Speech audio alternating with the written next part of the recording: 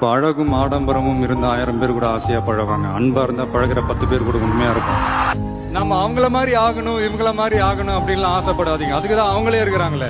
நீங்க நீங்களாவே வாங்க. யாரோட அடையாளத்தையும் நீங்க எடுத்துக்காதீங்க. உங்களோட அடையாளத்தை இந்த உலகத்துக்கு நீங்க பதிவு பண்ணிட்டு போங்க.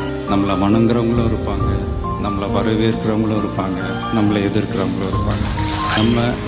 நம்ம வேலை நம்ம கடமையை செம்மையா செஞ்சுட்டு அந்த நதி மாதிரியே போய்கிட்டே இருக்கணும்.